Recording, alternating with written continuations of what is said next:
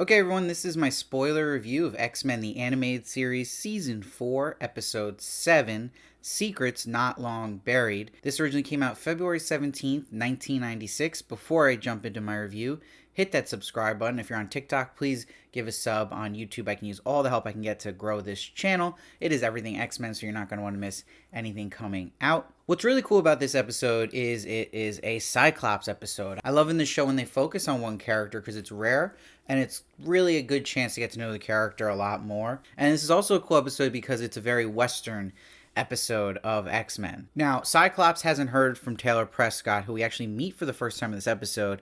Hasn't heard from him in 2 weeks, and he's worried about him, so he heads to Skull Mesa, where he's currently living in Nevada. And it's also important they introduce this crystal statue that is of the mutant children, Nicole and Andrew, who they had made for Prescott and who had helped them as they grew up. This man made a peaceful community for mutants and humans to coexist, one of the few. But we'll see when Cyclops is almost there to check on him, we see Watchdog sees he's approaching, and he has this telepathic power that can see his thoughts and sees that he's thinking about Prescott. So Solar, who's the big villain in this episode, gives the order to take Cyclops down. Now, Cyclops loses his powers, which was a smart decision this episode, to make him basically like a human in a town that is all mutants now, and that they've started losing that piece, and there's human separation from mutants now. Exactly what Prescott didn't want the town to be. Now, Cyclops has some real attitude about him. We know this about the character, but he's pretty tooty here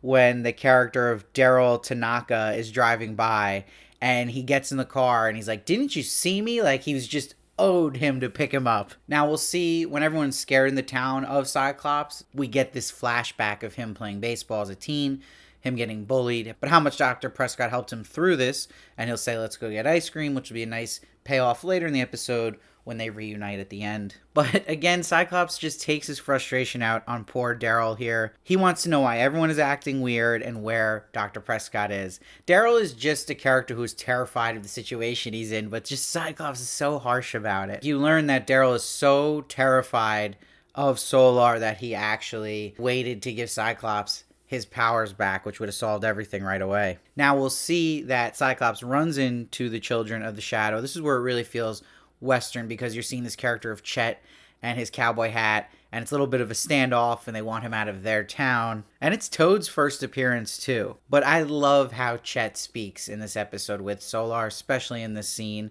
how he's agreeing with everything Solar's saying, and Solar's checking with him where he's like, "Ain't that right, Chet?" And he goes, "Yes." And we'll see that Toad really has a lot of slime coming this episode. He slimes Cyclops, and then they go to this tunnel where all this Toad slime is, and they have other people who tried to revolt against Solar, in particular Prescott. And you learn that there's a gold mine here. It's also hysterical, though, that they just let Cyclops go for the hell of it. It's like, let's see him beg. And then you get to see Chet and Toad just taunt him while they watch him try to figure out his way out of the situation he's in. Now, what was really strong about this episode is when Cyclops shows his leader abilities and able to rally people to revolt that are terrified. And that goes from him approaching Tusk, and Tusk is like, "Well, look, I'm just one man. What can I do?" But he's like, "Sometimes it starts with just one. Dr. Prescott taught me that." Also, by the way, another funny moment where Chet shows up. After Tusk mentioned to us that he has a wife and kids, Chet just says, "Oh, Tusk, how's your wife and kids?" And there's a great line for Cyclops when he's self-reflecting, and he's like, "All my life I wanted to get rid of my powers and be normal.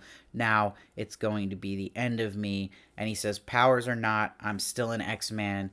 They won't take me without a fight." So I love that when you have an episode like this where you can focus on one character, you can get more self-reflecting type moments, and it helps us understand the character more. So Solar ties Cyclops to his own statue of himself in the middle of the town. He's to be made an example. And he lies to the mutants of the town to rally against Cyclops, saying that Cyclops was using the crystal as a transmitter to have his friends destroy the town. But this is where everyone who was originally scared of revolting, now Cyclops, his effect has shown them now not be afraid anymore, where Tusk and Lady Gardner really save the day here, and also Daryl. You see that Tusk has this mini Tusk come out of him to grab Solar, and then Lady Gardner has like these amazing moments at the end here where she uses her powers to protect Cyclops, and she will also have a moment where she brings Solar into the bushes after Scott blasts him. So that was really cool to see all her powers, and that she also doesn't talk, I think is just really funny. And you see Daryl really is the one who's the most scared, and he faces his fear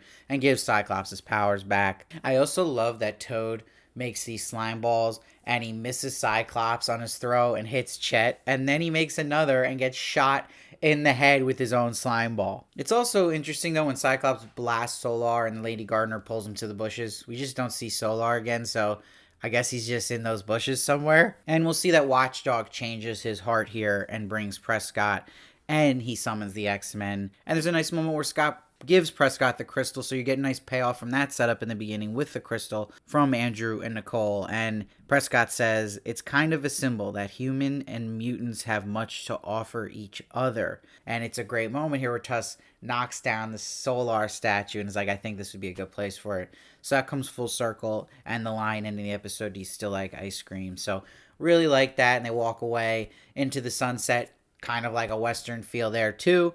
So I think this is a strong episode. It's not the most memorable. It's not the most exciting. It is a bottle episode, but I still really enjoy it. And I like that Dr. Prescott is like an extension of Professor X. So it's cool to see another character who's very in the right mindset about humans and mutant relationships and trying to make an effect on that, especially being a human. So I'm going to give this episode an 8.6.